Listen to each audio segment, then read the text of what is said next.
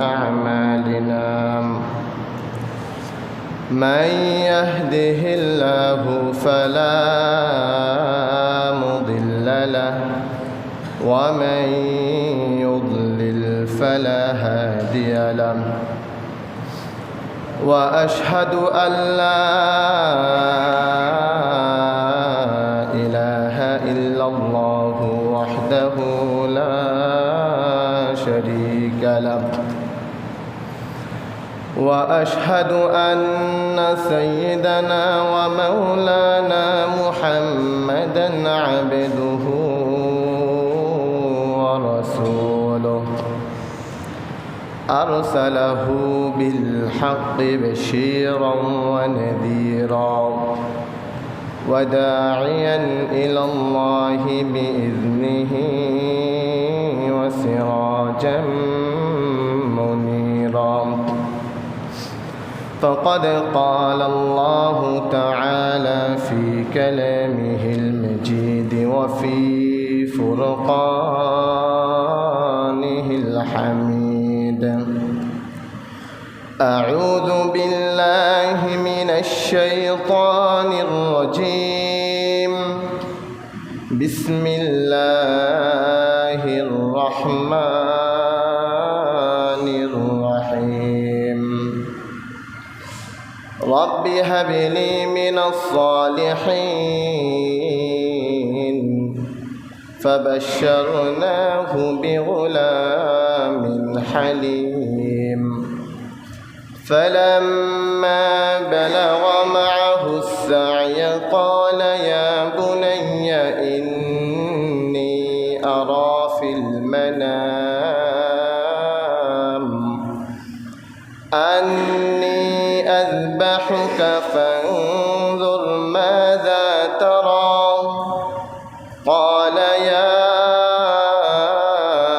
أبت افعل ما تؤمر ستجدني إن شاء الله من الصابرين صدق الله المولانا العظيم وصدق رسوله النبي الكريم ونحن على ذلك من الشاهدين والشاكرين والحمد لله رب العالمين আমরা সকলে নামাজে যে দুরূদটা পড়ি দুরূদটা পড়ে নেই আল্লাহুম্মা সাল্লি আলা মুহাম্মাদিন ওয়া আলা আলি মুহাম্মাদ কামা সাল্লাইতা আলা ইব্রাহিম ওয়া আলা আলি ইব্রাহিম ইন্নাকা হামিদুম মাজিদ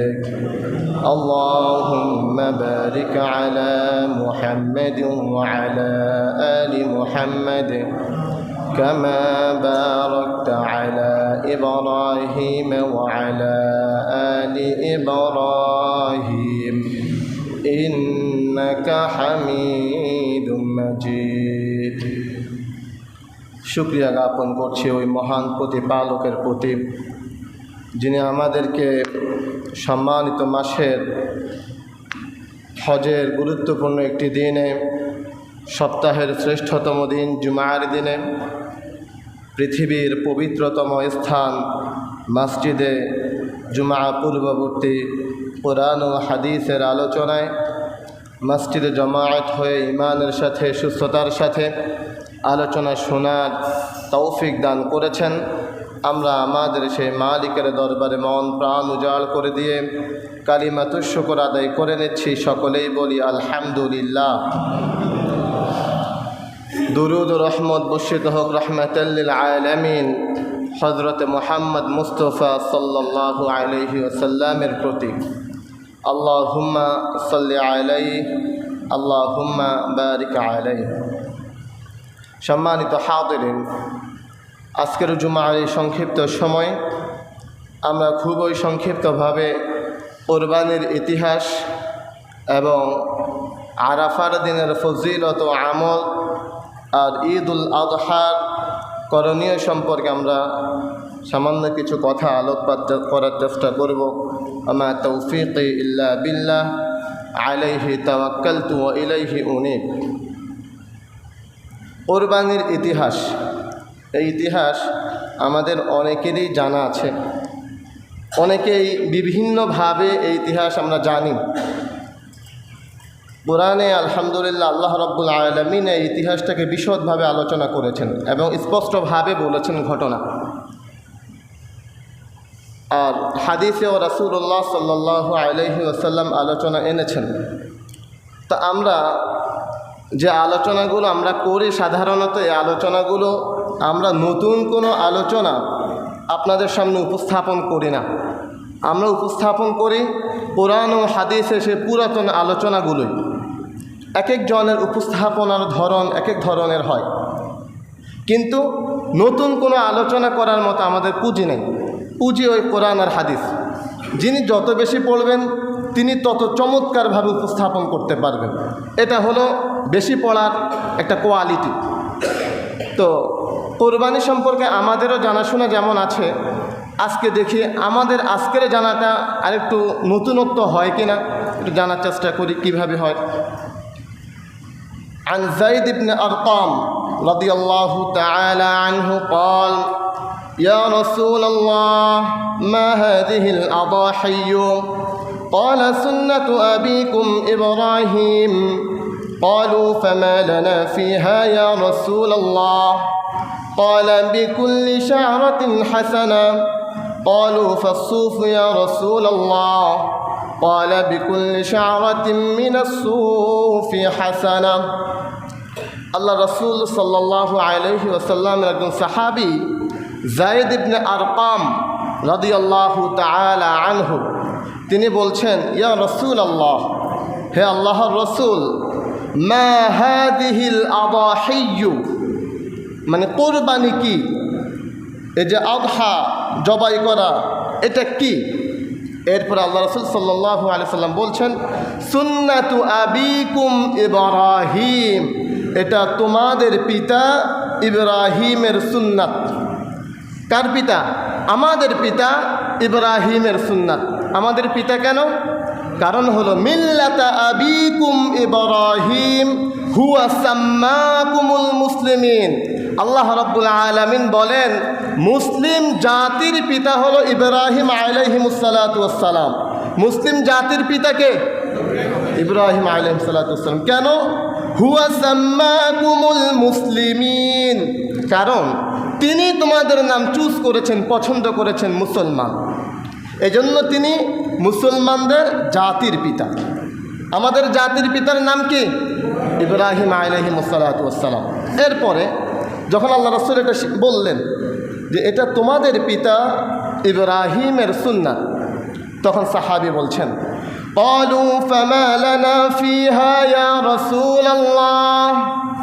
আল্লাহ রাসূল, এই কোরবানিতে আমাদের জন্য কোনো নেকি আছে? মানে আমাদের জন্য কোনো সওয়াব, কোনো ফজিলত আছে কিনা? আল্লাহ রাসূল বলছেন, ক্বালা বিকুল্লি শা'রাতিন হাসানা, তোমরা যে পশুটা জবাই করো, এই পশুর প্রত্যেকটা পশমের বিনিময়ে আল্লাহ রাব্বুল আলামিন তোমাদেরকে নেকি দান করেন। সুবহানাল্লাহ। পশুর প্রত্যেকটা পশমের বিনিময়ে কী দান করেন? নেকি দান করেন। কে দান করেন? আল্লাহ। এরপরে সাহাবী চিন্তা করলেন যে এক এক পশু তো এক এক রকমের, কোনো পশুর পশম কম, কোনো পশুর পশম বেশি। কম পশমওয়ালা পশুর হয়তোবা পশমে পশমে নেকি, বেশি পশমওয়ালা পশুর ব্যাপারে আল্লাহর চিন্তা ভাবনা কেমন, এটা জিজ্ঞাসা করছেন। আবার ক্বালু ফাসসুফু ইয়া রাসূলুল্লাহ, ও আল্লাহ রসুল, যে পশুর পশম অনেক বেশি ওই পশুর ব্যাপারে রাসূল বলেন, ক্বালা বিকুল্লি শা'রাতিন মিনাস সুফি হাসানা, যে পশুর পশম যত বেশি হোক আর যত কমই হোক, তুমি যে পশুটাকে জবাই করছো আল্লাহর জন্যে, ওই পশুর প্রত্যেকটা পশমের বিনিময়ে আল্লাহ রাব্বুল আলামিন তোমাকে নেকি দান করবেন। সুবহানাল্লাহ। এবার পশুর পশম বেশি হতে পারে, কমও হতে পারে, সেটা দেখার বিষয় না। দেখার বিষয় হলো যে পশুর গায়ের পশম কতগুলো আছে। আবার আমাদের এখন পশম গণার দায়িত্ব নেওয়ার কোনো প্রয়োজন নেই, এটা তো আমরা দেখলে বুঝি আলহামদুলিল্লাহ। জেনে রাখলাম যে পশুর গায়ের পশমের বিনিময় আল্লাহ নেকি দান করেন। তো এই হাদিসে বলা হয়েছে যে এই সুন্নাহ, এই কোরবানির সুন্নাটা কার সুন্নাহ? ইব্রাহিম আলাইহিস সালামের সুন্নাহ। তো ইব্রাহিম আলাইহিমুসসালামের সুন্নাহটা হলো কিভাবে? সেই লম্বা ইতিহাস কোরআনে আল্লাহ বলছেন, খুবই সংক্ষিপ্তভাবে বলছেন। আল্লাহ রাব্বুল আলামিন এভাবে তুলে ধরছেন যে ইব্রাহিম আলাইহিমুসসালাম আল্লাহর কাছে দোয়া করছেন, রব্বি হাবিলি মিনাস সালিহিন ফাবাশশারনাহু বিগুলামিন হালিম। ইব্রাহিম আলাইহিমুসসালাম উলুল আজমি মিনার রুসুল, আল্লাহ রাব্বুল আলামিন অসংখ্য নবী রাসূলের পৃথিবীতে পাঠিয়েছেন। এর মধ্যে সর্বশ্রেষ্ঠ হলো 5 জন। কয়জন ভাই? 5 জন। 1 নূহ আলাইহিমুসসালাম, 2 ইব্রাহিম আলাইহিমুসসালাম, 3 মূসা আলাইহিমুসসালাম, 4 ঈসা আলাইহিমুসসালাম, 5 হযরত মুহাম্মদ মুস্তাফা সাল্লাল্লাহু আলাইহিমুসসালাম। এই 5 জন হলেন উলুল আজমি মিনার রুসুল, সবচেয়ে শ্রেষ্ঠ নবী রাসূল। এই 5 জনের একজন হলেন ইব্রাহিম আলাইহিমুসসালাম। তিনি কি বলছেন? তিনি বলেন, রব্বি হাবিলি মিনাস সালিহিন, আল্লাহ আমাকে একজন সৎ কর্মশীল সন্তান আপনি দান করেন। সুবহানাল্লাহ। সন্তান চেয়েছেন কার কাছে? আল্লাহর কাছে। কে চেয়েছেন? উলুল আজমি মিনার রুসুল চেয়েছেন আল্লাহর কাছে। নিজের কোনো ক্ষমতা নাই সন্তান আনার, সন্তান দেওয়ার মালিক কে? আল্লাহ। কিন্তু আমাদের দেশে তো আমরা এমনও দেখি যে মাজারে গিয়ে সন্তান চাওয়া হয়, তাবিজের কাছে সন্তান চাওয়া হয়, বিভিন্ন পন্থা অবলম্বন করে সন্তান চাওয়া হয়। অথচ ইব্রাহিম আলাইহিমুসসালাম সন্তান চাইতে চাইতে বয়স বার্ধক্য পর্যন্ত চলে গিয়েছে, এরপরেও আল্লাহ ছাড়া অন্য কোনো পন্থা তিনি অবলম্বন করেন নাই। কত বছর বয়সে দিয়েছেন সেটাও বলবো। যখন তিনি সন্তান চাইতে চাইতে বার্ধক্য পর্যন্ত গেলেন, আল্লাহ বলছেন এবার, ফাবাশশারনাহু বিগুলামিন হালিম। হে ইব্রাহিম, তুমি তো একজন সৎ কর্মশীল সন্তান আমার কাছে চাচ্ছ, আমি আল্লাহ তোমাকে একজন ধৈর্যশীল সৎকর্মশীল সন্তানের সুসংবাদ প্রদান করছি। সুবহানাল্লাহ। তো সন্তান দিচ্ছেন কে? আল্লাহ। চেয়েছেন কার কাছে? আল্লাহর কাছে ছাড়া আর কারোর কাছে সন্তান চাওয়া যাবে? চাওয়া যাবে না। যেই জিনিসগুলো দেওয়ার ক্ষমতা আল্লাহর কাছে আছে, ওই জিনিসগুলো রবের কাছে ছাড়া আর অন্য কাছে যদি চাওয়া হয় তাহলে ওই ব্যক্তি ঈমান হারা হয়ে যায়। নাউযুবিল্লাহ। তো ইব্রাহিম আলাইহিমুসসালাম কত বছর পর্যন্ত সন্তান চেয়েছেন? আল্লাহ রাব্বুল আলামিন কুরআনুল কারীমের আরেকটা আয়াতে বলছেন, আলহামদুলিল্লাহিল্লাযী ওয়াহাবা লি আলাল কিবারি ইসমাঈল ওয়া ইসহাক ইন্না রাব্বী লাসামিউদ দুআ। যে ইব্রাহিম আলাইহিমুসসালামকে আল্লাহ রাব্বুল আলামিন বয়সকালে, কত বয়স? মুফাসসিরিন ইকরাম বলেছেন 86 বছর বয়সে। কত বছর বয়সে? 86 বছর বয়সে আল্লাহ রাব্বুল আলামিন সন্তান দান করলেন। একজনের নাম হলো ইসমাঈল, আরেকজনের নাম হলো ইসহাক। আর আল্লাহ রাব্বুল আলামিনের কাছে 2 জন সন্তান পেয়ে ইব্রাহিম আলাইহিস সালাম প্রশংসা জ্ঞাপন করেছেন যে আলহামদুলিল্লাহ হিল্লাযী, সেই সত্তার প্রশংসা, সেই সত্তার কাছে কৃতজ্ঞতা জ্ঞাপন করছি যেই সত্তা আমাকে ইসমাঈল এবং ইব্রাহিম দান করেছেন। 86 বছর বয়সে সন্তান পাওয়ার পরে বাবা কি খুশি না বেজার? কেমন খুশি হতে পারে এর বর্ণনা ভাই আমার কাছে নাই।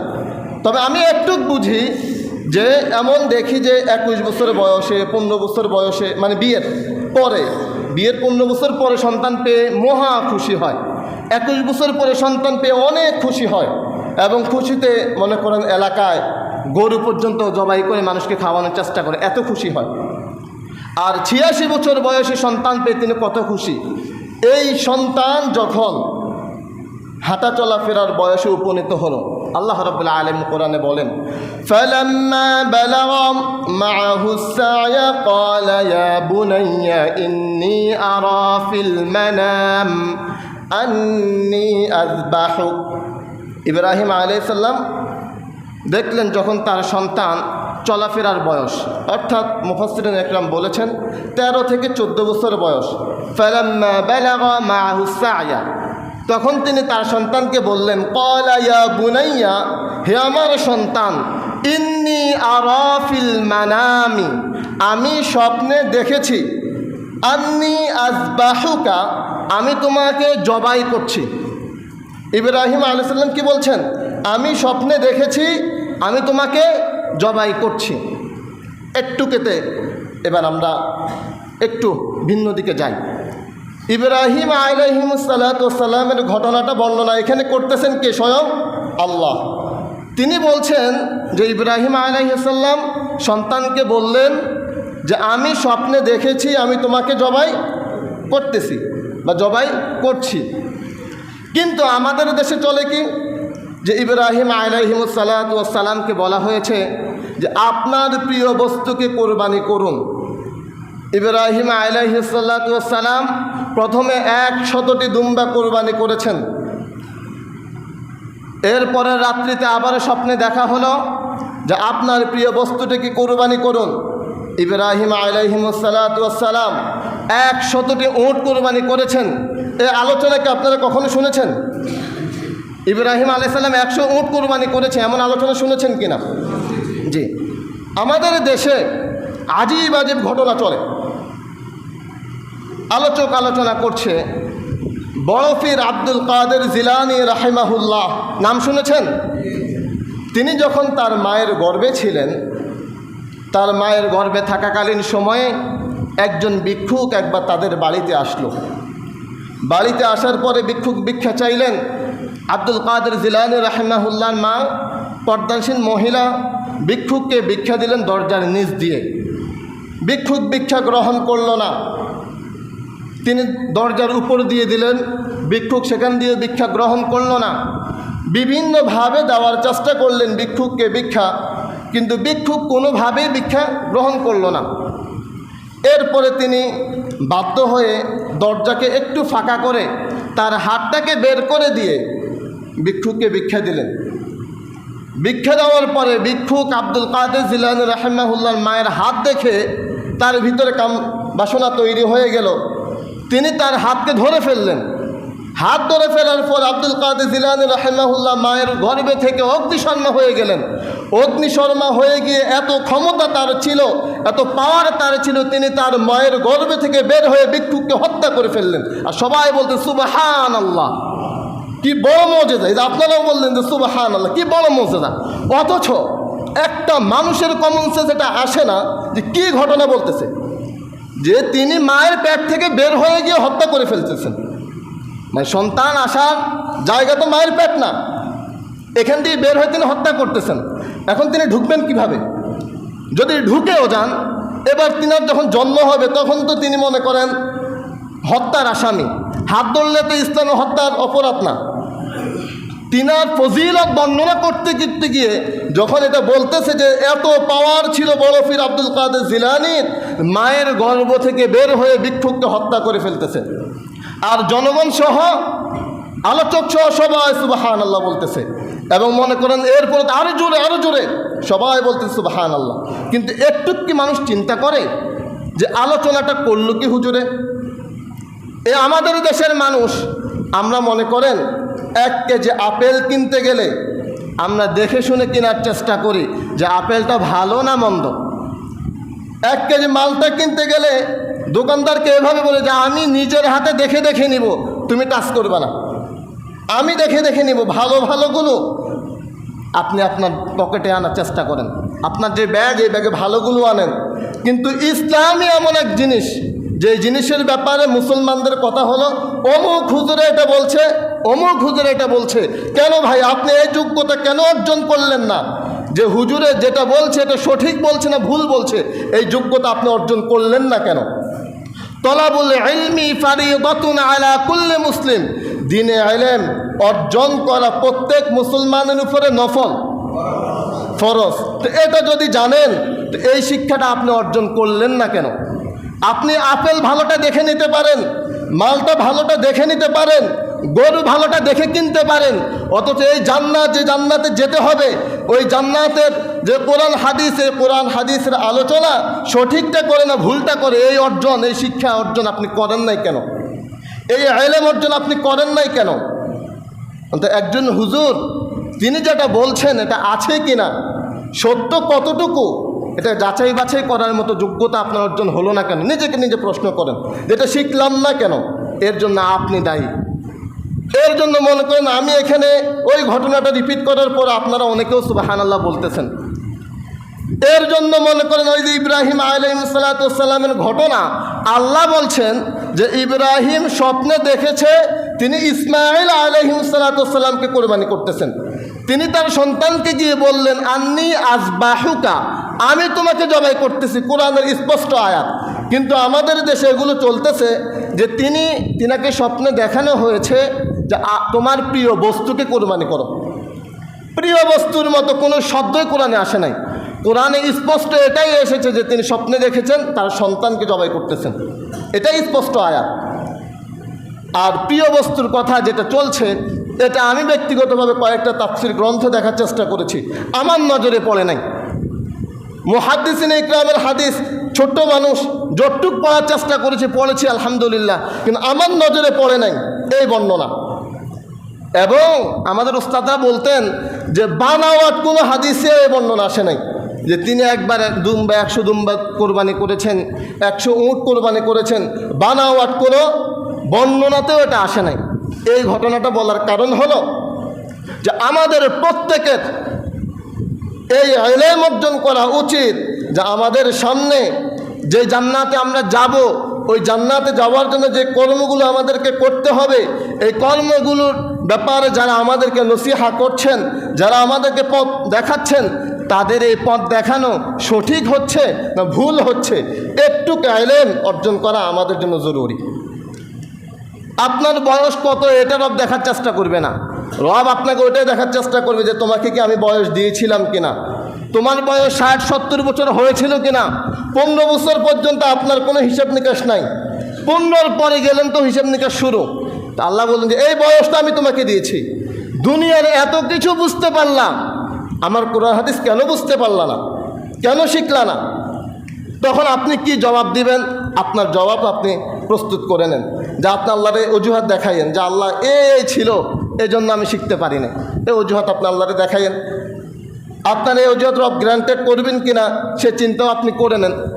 প্রিয় উপস্থিত, বলছিলাম যে ইব্রাহিম আলাইহিসসালাম সম্পর্কে যে ঘটনা বর্ণনা করা হয় যে তিনি 100টি উট কোরবানি করেছেন, 100টি দুম্বা কোরবানি করেছেন, এই ঘটনার কোনো ভিত্তি পাওয়া যায় না। তো আমরা সরাসরি এটাই পাচ্ছি কোরআনে যে ইব্রাহিম আলাইহিসসালাম এটা দেখেছেন যে তিনি ইসমাঈলকে জবাই করছেন। আর তিনি তো আল্লাহর কাছে এমন একটা সন্তান চেয়েছেন যে সন্তান সৎকর্মশীল সন্তান হবে।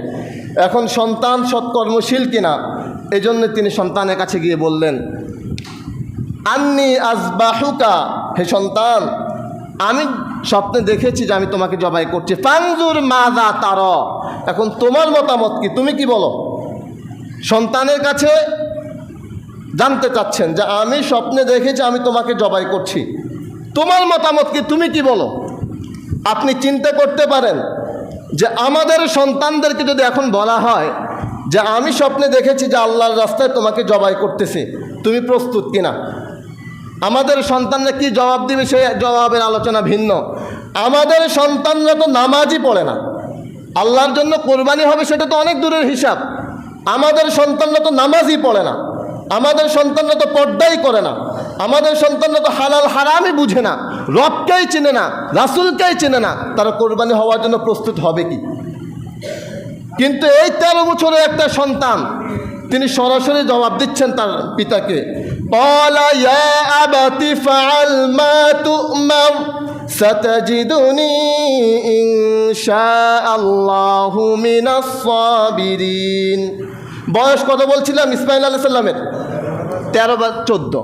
তিনি এই 13-14 বছর বয়সে তিনি বলছেন, ইয়া আবাতি ফাআল মা তুমার, হে আমার পিতা, রব আপনাকে যে আদেশ করেছেন আপনিও আদেশ পালন করুন।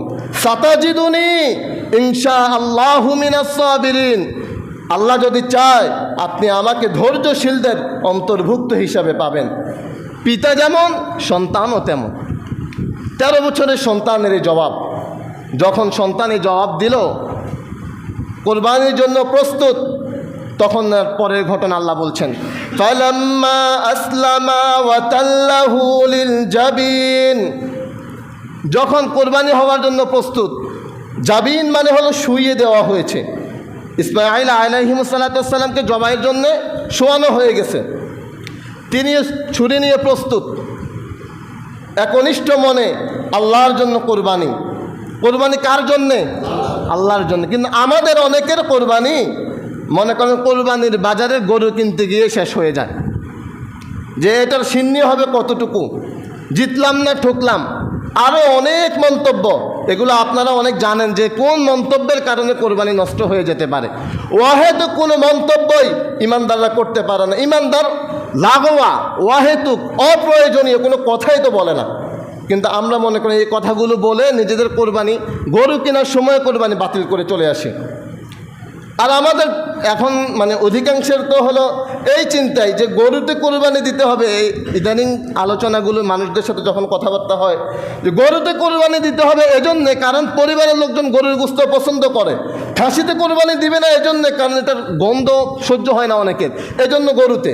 আল্লাহর জন্য কোরবানি নয়। অধিকাংশের কোরবানিগুলো হলো পরিবার কোনটা পছন্দ করবে, পরিবারে কোনটা খেতে ভালো লাগবে এজন্যে।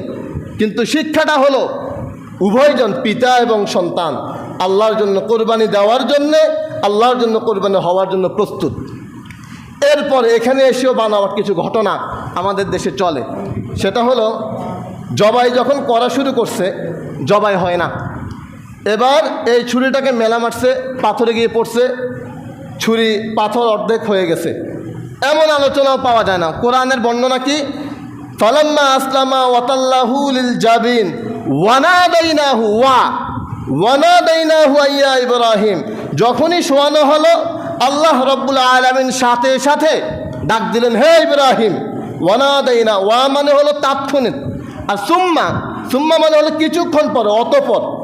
ওয়া মানে হলো তখনই, শোয়ানো হয়েছে তখনই আল্লাহ ডাক দিচ্ছেন, ওয়ানাদাইনাহু ইয়া ইব্রাহিম কদ সাদ্দাকতার রুইয়া ইন্না কাযালিকা নাজিজিল মুহসিনিন। শোয়ানোর সাথে সাথে আল্লাহ বলে, হে ইব্রাহিম, তুমি তোমার সত্যকে বাস্তবায়ন করেছো, তুমি যে স্বপ্ন দেখেছো এই স্বপ্নকে তুমি সত্য হিসেবে বাস্তবায়ন করেছো। ওই যে ঘটনা যেগুলো ছুরি মেলামালার পরে এসে হয়, এগুলো ভাই আমি পাই নাই ওভাবে। আপনারা পেয়ে থাকলে ইনশাল্লাহ নির্ভরযোগ্যভাবে পেয়ে থাকলে আমাকে দেখাইন ইনশাল্লাহ। আগের হুজুররা কি বলছে এই আলোচনা আপনারা আমাকে শোনায়েন না, ওই আলোচনা তো আমারও মুখস্থ। আগের হুজুররা যেগুলো বলছে ওগুলো তো আমারও মুখস্থ, আমি তো ওগুলো পারি। তো না হলে আমি বলছি কীভাবে যে নিক্ষেপ করার পরে পাথর কাটা গিয়েছে। এখন হলো যদি আপনার মনে হয় যে না আগের হুজুরদের ওটা ঠিক ছিল, তো ঠিকটা আপনি আমাকে দেখাই দিন। কোরআন হাদিস তো এখন আছে স্পষ্ট, আপনি ওটা নেবেন, আমাকে দেখায়েন যে হুজুর এই যে এই জায়গাটাতে আগের হুজুর যেটা বলছে এটা ঠিক, তাহলে ইনশাল্লাহ আমি মেনে নেব, ওই আলোচনা আমি সহ করবো একসাথে ইনশাল্লাহ। আর যদি না থাকে তাহলে অহেতুক বানানো ঘটনাগুলোকে পরিহার করা, কোরআন স্পষ্ট যেটা বলছে ওটাকে মেনে নাও। তা আল্লাহ রাব্বুল আলামিন বলছেন, এই যে ঘটনাটা ঘটলো, আল্লাহ তাকে জবাই করতে বলেছেন। তিনি সন্তানকে জিজ্ঞাসা করলেন, জবাইয়ের জন্য তুমি প্রস্তুত কিনা? সন্তানও বলল, আমি জবাইয়ের জন্য প্রস্তুত, আপনার রব আপনাকে যে আদেশ করেছে সে আদেশ পালন করুন। উভয়জন জবাই করার জন্য আর জবাই হওয়ার জন্য প্রস্তুত। তখন আল্লাহ বলছেন যে ইব্রাহিম, তুমি তোমার পরীক্ষা উত্তীর্ণ হয়ে গিয়েছো, তোমার এই কোরবানি আমি রবের পছন্দ হয়েছে। ওয়াতারাকনা আলাইহি ফিল আখিরিন, ইব্রাহিম তোমার আর তোমার সন্তানের কোরবানি আমি আল্লাহ রাব্বুল আলামিন কিয়ামত পর্যন্ত অবধারিত রাখবো। সুবহানাল্লাহ। এই সুন্নাহকে আমরা এখনো পালন করছি। আল্লাহ বলেছেন যে তিনি কিয়ামত পর্যন্ত এই সুন্নাহকে জারি রাখবেন, এই সুন্নাহটাই আমরা এখনো পালন করছি। এই কোরবানির সংক্ষিপ্ত একটা ইতিহাস বলার চেষ্টা করেছে, আরও বিশদভাবে বলা যেত না, আমাদের সময় তো অল্প, আলোচনার অনেকগুলো বিষয় রয়েছে। এরপরে আসেন বছরে কয় মাস ভাই? 12 মাস। 12 মাসে কত দিন? 365 দিন, আর আরবি হিসেবে 360 বলা যায়। আচ্ছা, 365 যদি ধরি, এর মধ্যে হারাম মাস হলো 4টা। হারাম মাস কয়টা? সম্মানিত মাস 4টা। এই 4টা মাসে কয় দিন বলেন? হিসাব করে কয় দিন হয়? 4 মাসে 120 দিন। 120 দিনের মধ্যে জিলহজ মাস, এই যে মাসটা এখন চলছে, এই মাসটা হলো আরো ফজিলতপূর্ণ মাস। এই এক মাসে কয় দিন? জিলহজ মাসে কয় দিন? 30 দিন। এই 30 দিনের মধ্যে যেই 10 দিন এখন আমরা অতিবাহিত করতেছি, এই 10 দিন হলো আরো ফজিলতপূর্ণ দিন।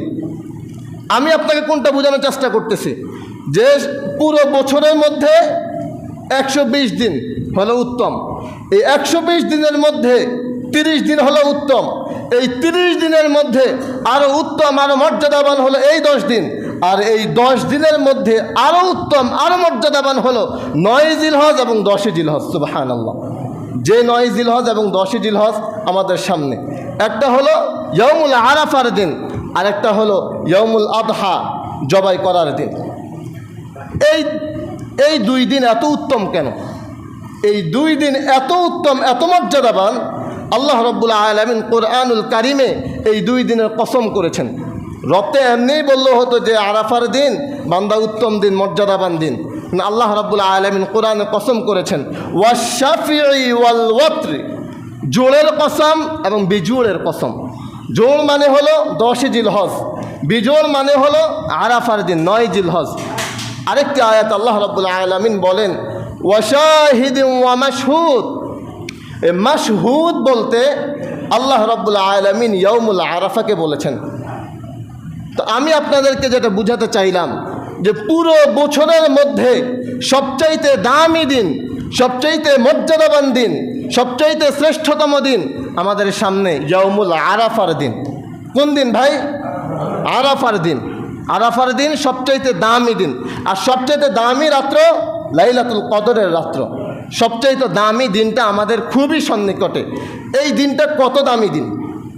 এই দিনে আল্লাহ রাব্বুল আলামিন আমরা যে দিন ইসলাম পালন করছি, এই দিনটাকে, এই ইসলামটাকে আল্লাহ রাব্বুল আলামিন এই আরাফার দিনে পূর্ণাঙ্গতা দান করেছেন। সুবহানাল্লাহ। আল্লাহ রাব্বুল আলামিন কোরআনে বলেন আল ইয়াউমা আকমালতু লাকুম দীনাকুম ওয়া আতমামতু আলাইকুম নি'মাতি ওয়া রাদিতু লাকুমুল ইসলাম দীনাম। এই আরাফার দিনের বিদায় হজে রাসূলুল্লাহ সাল্লাল্লাহু আলাইহি সাল্লামের উপরে আল্লাহ রাব্বুল আলামিন এই অংশটুকু নাজিল করেছেন যে আজকের এই দিনে তোমাদের ইসলামকে, তোমাদের দ্বীনকে পূর্ণাঙ্গতা দান করা হলো এবং ইসলামকে আমি আল্লাহ রাব্বুল আলামিন একটি মনোনীত ধর্ম হিসেবে আমার কাছে সংরক্ষণ করে নিলাম। এই দিনটাকে হলো ইসলাম পূর্ণাঙ্গ করার দিন। আমরা তো মনে করেন যে এতটা, যদি আমরা মুসলিম, নামেই মুসলিম আসলে, কিন্তু ইহুদি যারা, ওরাও আমাদের কোরআনকে যেভাবে পড়ে, অনেক ক্ষেত্রে আমরা সেভাবে পড়ি না। সেই সাহাবীদের যুগে একজন ইহুদি এসে ওমর ইবনুল খাত্তাব রাদিয়াল্লাহু তাআলা আনহুকে বলছে, হে আমিরুল মুমিনিন, আপনাদের ধর্মে, আপনাদের কিতাবে এমন একটি আয়াত আছে, এই আয়াত যদি আমাদের ধর্মে থাকতো, এই আয়াত যদি আমাদের কিতাবে থাকতো, আর এই আয়াত যেদিন নাজিল হয়েছে ওই দিনটা যদি আমরা পেতাম, তাহলে আমরা অবশ্যই ওই দিনটাকে ঈদের দিন হিসেবে পালন করতাম। মানে এতটা গুরুত্ব নিয়ে ইহুদি নিয়েছে এই আয়াতকে। কিন্তু এই আয়াত যে কত গুরুত্বপূর্ণ, আল্লাহ বলেছেন আল ইয়াউমা আকমালতু লাকুম দীনাকুম, আজকের এই দিনে তোমাদের দিনকে পূর্ণাঙ্গতা দান করলাম। ওয়া আতমামতু আলাইকুম নি'মাতি, এবং তোমাদের জন্য নিয়ামতকে পরিপূর্ণ করে দিলাম। দুর্ভাগ্যজনক হলেও সত্য যে নিয়ামত বলতে আমরা বুঝি চাকরিতে বেতন বেশি, গাছের ফলে ফল বেশি, এরপর আম কাঁঠাল মিষ্টি, আরও অনেক কিছু। কিন্তু ইবাদতগুলো যে নিয়ামত, এটা অনেকে আমরা বুঝিও না। যে ব্যক্তি নামাজ পড়ার মতো তৌফিক পেয়েছে, এই ব্যক্তি যে আল্লাহর নিয়ামত পেয়েছে। ইবাদতগুলো যে নিয়ামত, নামাজ পড়া যে নিয়ামত, সিয়াম রাখা যে নিয়ামত, জিকির আজকার করা যে নিয়ামত, তাসবিহ তাহলিল, কোরআন তেলাওয়াত করা, দান সদকা করা, এগুলো যে নিয়ামত, এগুলো অনেকে বুঝেও না। তারা বুঝে শুধুমাত্র ওই যে বাহ্যিক যেগুলো দেখা যায়, যেগুলো থেকে তাৎক্ষণিক উপকার পাওয়া যায়, এগুলোকে মানুষ নিয়ামত মনে করে। কিন্তু যে ব্যক্তি নামাজ থেকে মাহরুম হয়ে গেল, এ ব্যক্তিও নিয়ামত থেকে বঞ্চিত হয়ে গেল। যে ব্যক্তি সিয়াম থেকে মাহরুম হয়ে গেল, এ ব্যক্তি নিয়ামত থেকে বঞ্চিত হয়ে গেল। এই ইবাদতগুলোকে যদি নিয়ামত মনে করা যেত, তাহলে আমরা ইবাদতগুলোর ব্যাপারে গাফেল হয়ে যেতাম না। তো বলছিলাম যে আরাফার দিনের শ্রেষ্ঠত্ব বললাম, যে বছরের শ্রেষ্ঠতম দিন। এই দিনের ব্যাপারে আল্লাহ রাব্বুল আলামিন কসম করেছেন। 3 নম্বর বলেছি, এই দিন আরাফার দিনে আল্লাহ রাব্বুল আলামিন দ্বীন ইসলামকে পূর্ণাঙ্গতা দান করেছেন। এবং আরাফার দিন এত ফজিলতপূর্ণ দিন, রাসূলুল্লাহ সাল্লাল্লাহু আলাইহি ওয়াসাল্লাম বলেন, এই দিনে যত বেশি মানুষকে আল্লাহ রাব্বুল আলামিন জাহান্নাম থেকে মুক্তি দান করেন, বছরের অন্য কোনো দিন আর এই পরিমাণ মুক্তি দান করেন না। সুবহানাল্লাহ। কোন দিন বেশি মুক্তি দান করেন? আরাফার দিন। সবাই বলেন কোন দিন? আরাফার দিন আল্লাহ রাব্বুল আলামিন মানুষদেরকে বেশি পরিমাণে জাহান্নাম থেকে মুক্তি দান করেন। এবং এই দিন এত ফজিলতপূর্ণ দিন, এই দিন আল্লাহ রাব্বুল আলামিন ফেরেশতাদেরকে কাছে ডেকে মানুষদেরকে নিয়ে গর্ববোধ করেন। এই ফজিলতপূর্ণ দিনে আমাদের 2টা করণীয় আছে। করণীয় কয়টা? 2টা। 1 নম্বর করণীয়, আল্লাহ রাসূল সাল্লাল্লাহু আলাইহি ওয়াসাল্লাম বলেন, সিয়ামু ইয়াউমি আরাফা আহতাসিবু আলাল্লাহ আন ইউকাফিরা আস-সানাতাল্লাতী ক্বাবলাহু ওয়াস-সানাতাল্লাতী বা'দাহু। 1 নম্বর করণীয় হলো আরাফার দিনের সিয়াম পালন করা। আমরা যে রোজা রাখি, রোজা কি দিন রাত 24 ঘন্টা রাখি? বুঝেন নাই? রোজা রাখি যে দিন রাত 24 ঘন্টায় রাখি কিনা? না, শুধুমাত্র সূর্যোদয় থেকে সূর্যাস্ত পর্যন্ত 12 থেকে 14 ঘন্টা। পৃথিবীর এমন কোনো কোম্পানির সাথে, আপনারা তো বিভিন্ন কোম্পানিতে চাকরি বাকরি করেছেন, এমন কোনো কোম্পানি কি আছে কিনা যেই কোম্পানি আপনি মাত্র 14 ঘন্টা ডিউটি করলে আপনাকে 1 বছরের স্যালারি দিবে? এমন কোনো কোম্পানি আছে? 6 মাস, মানে আপনি 14 ঘন্টা কাজ করেছেন, আপনাকে 6 মাসের স্যালারি দিবে এমন আছে? 1 মাসের স্যালারি দিবে এমন আছে? এমন তো নাই, আমার জানা শোনাতে নাই। কিন্তু দয়াময় আল্লাহ এত মেহেরবান, এত দয়াবান, তিনি বলেন যে বান্দা, সিয়াম ইয়াউমি আরাফা আহতাসিবু আলাল্লাহ, যদি আরাফার দিনের সিয়াম আল্লাহর সন্তুষ্টির জন্য রাখতে পারো, আইয়ুকাফিরাস সানাতাল্লাতী ক্বাবলা, বান্দা তোমার অতীত জীবনের 1 বছরের গুনাহকে আমি আল্লাহ ক্ষমা করে দেব। সুবহানাল্লাহ। রোজা রেখেছেন কয়টা? 14 ঘন্টা ধরলাম সর্বোচ্চ। একটা রোজায় কয় বছরের গুনাহ মাপ? 1 বছরের গুনাহ মাপ। এতটুকুতে শেষ না। আল্লাহ বলেন, বান্দা আমি তো দয়াবান, মেহেরবান, আইয়ুকাফিরাস সানাতাল্লাতী ক্বাবলা ওয়াস-সানাতাল্লাতী বা'দা, অগ্রিম আরো 1 বছরের গুনাহকে ক্ষমা করে দেব। সুবহানাল্লাহ। মোট কয় বছর হলো? 2 বছর। অতীতের 1 বছর, অগ্রিম 1 বছর। 2 বছরের গুনাহকে ক্ষমা করে দিয়েছেন কে? আল্লাহ। যদি আপনি আরাফার দিনে সিয়াম রাখেন। এখন অগ্রিম যেটা ক্ষমা, এটা কেমন? এটার ব্যাপারে বলা হয়েছে এমন যে অগ্রিম ক্ষমাটা মানে হলো ওই ব্যক্তিকে ওই 1 বছর আল্লাহ রাব্বুল আলামিন গুনাহ থেকে নিজের রহমত দিয়ে বাঁচিয়ে রাখবেন। সুবহানাল্লাহ। আর যদি বান্দা গুনাহ করেও ফেলে ওই 1 বছরে, আল্লাহ রাব্বুল আলামিন তাকে তাওবা করার সুযোগ দিয়ে দিবেন। সুবহানাল্লাহ। এভাবে করে তাকে ওই 1 বছরে বাঁচাবেন। তো আরাফার সিয়াম কয়টা রাখলে? 1টা রাখলে কয় বছরের গুনাহ মাপ? 2 বছরের। আগের 1 বছর, পরের 1 বছর। এখন হলো সিয়াম রাখবো কবে, এটা নিয়ে মনে করেন বাংলাদেশে অনেক কথাবার্তা আছে, সময় অল্প। সহজ কথা যেটা ভাই, সেটা হলো আমরা 8 এবং 9 দুটোই রাখবো। 8ই জিলহজের সিয়ামও রাখবো, 9ই জিলহজের সিয়ামও রাখবো। 8ই জিলহজের সিয়াম কেন রাখতে বলে? কারণ ওই দিন হাজিরা আরাফার ময়দানে থাকে। বাংলাদেশে তো 8 তারিখ। এরপরে 9ই জিলহজ, ওই দিন হাজিরা আরাফার ময়দানে নাই। বাংলাদেশে তো 9 তারিখ, বাংলাদেশে তো আরাফার দিন। এজন্যে প্রসিদ্ধ আলেমদের মত হলো যে আপনারা 2 দিনে রাখার চেষ্টা করেন। তবে কেউ যদি 2 দিন না রাখতে পারে, তার ব্যাপারে মানে যাদের মতগুলো নেওয়া যায়, ওনাদের মতে হলো 9ই জিলহজ রোজাটা রাখা। বাংলাদেশের চাঁদের তারিখ অনুযায়ী 9ই জিলহজ রাখা। তবে উত্তম হলো 2 দিনই রাখা, কারণ ফজিলতপূর্ণ সিয়াম তো। আমার 2টা বছরের গুনাহ আমি মাপ পাচ্ছি। সিয়াম রাখার চেষ্টা করবো তো ইনশাল্লাহ ভাই। আচ্ছা, সিয়ামের ব্যাপারে আর একটু কথা বলে নিই। এখন তো আর রমজান মাস না, তো আমাদের দেশে আজান হয়, ফজরের আজান হয় ওয়াক্ত শুরু হওয়ার আগে না পরে? পরে। ওয়াক্ত শুরু হওয়ার পরে, কিন্তু সেহরি শেষ হয়ে যায় ওয়াক্তের আগে। ফজরের আগেই ওয়াক্ত শেষ হয়ে যায়, মানে সেহরির সময়টা ফজরের আগেই শেষ হয়ে যায়। সুবে সাদেক হয়েছে, ফজরের সময় হয়েছে, কিন্তু সেহরির সময় শেষ।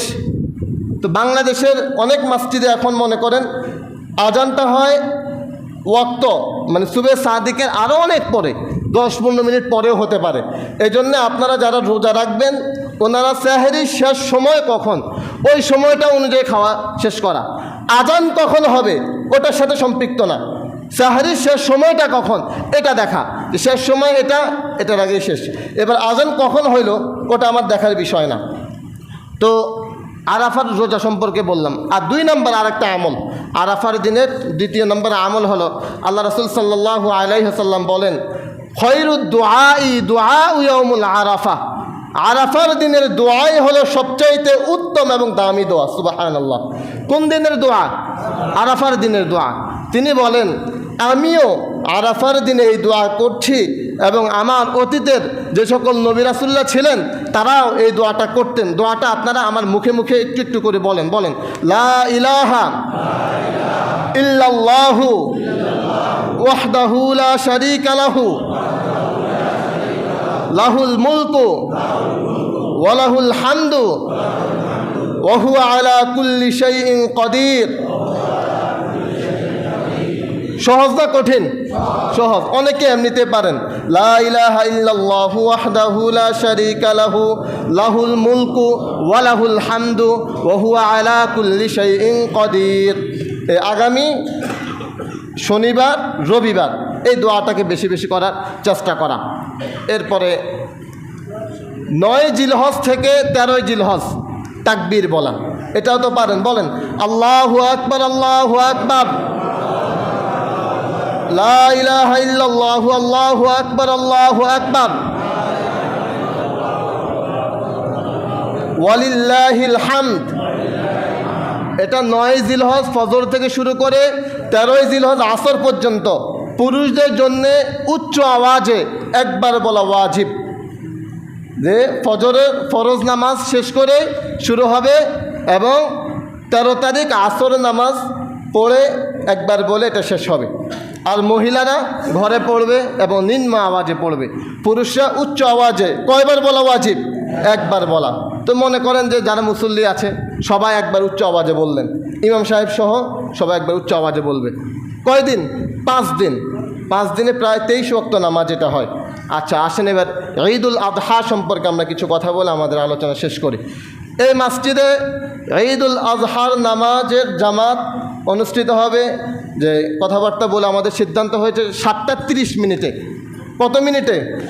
7টা 30।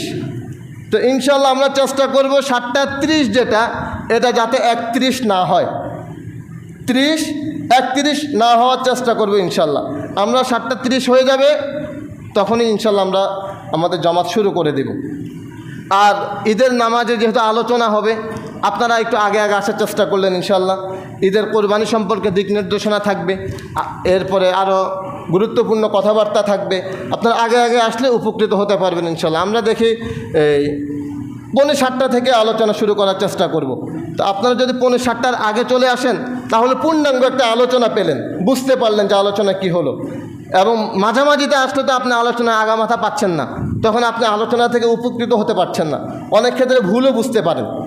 এই জন্যে 7:45-র আগে চলে আসার চেষ্টা করা।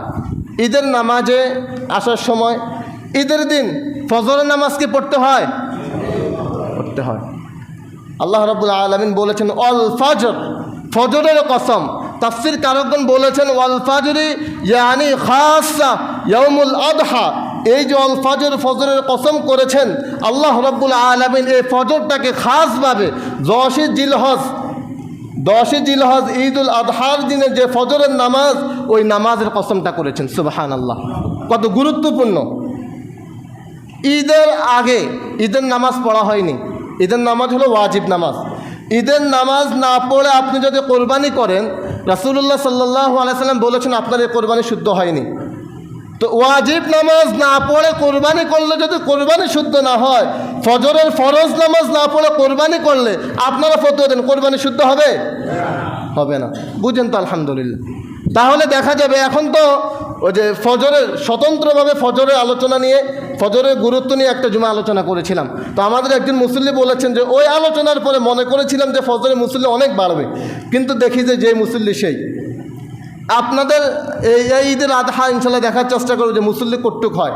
ঈদের নামাজে তো দেখা যাবে হয়তো 3 তলা ভরপুর হয়ে যেতে পারে, কিন্তু ফজরে কয় তলা হয় ওটাও দেখা যাবে ইনশাল্লাহ। যে কোরবানি যারা দিবে তারা কি ফজর পড়ে কোরবানি দেয় নাকি এমনি লোক দেখানোর জন্য কোরবানি দেয়, সেটাও বোঝা যাবে ইনশাল্লাহ।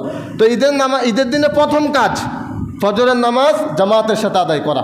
দ্বিতীয় কাজ গোসল করা এবং সুগন্ধি মেখে সুন্দর উত্তম জামা, নতুন না, সুন্দর উত্তম জামা পরিধান করে আসার চেষ্টা করা।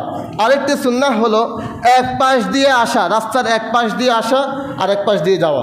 মানে মূল সুন্নাহটা হলো এক রাস্তায় আসা আরেক রাস্তায় যাওয়া, কিন্তু আমাদের যদি এই সুযোগ না থাকে রাস্তার এক পাশ দিয়ে আসবো, আরেক পাশ দিয়ে ডান পাশ দিয়ে আসবো, যাওয়ার সময় বাকি ডান পাশ দিয়ে যাব, ওই সুন্নাহটাকে পালন করার চেষ্টা করা। আরেকটি গুরুত্বপূর্ণ সুন্নাহ হলো রমাদানের ঈদের সময় ঈদগাহে আসার সময় কিছু খেয়ে আসার চেষ্টা করা, মিষ্টি জাতীয় কিছু খেয়ে আসার চেষ্টা করা। আর ঈদ উল আজহার সময় না খেয়ে আসার চেষ্টা করা, এবং প্রথম খাওয়াটা কোরবানির পশুর যে গোশত রয়েছে ওটা দিয়ে খাওয়ার চেষ্টা করা। তো ঈদ উল আজহার দিনে না খেয়ে আসার চেষ্টা করা। আর জমাত তো আলহামদুলিল্লাহ আমরা সকাল সকালই দেওয়ার চেষ্টা করেছি। জমাত কয়টায় হবে? 7:30টায়। মনে থাকবে তো ইনশাল্লাহ? জি।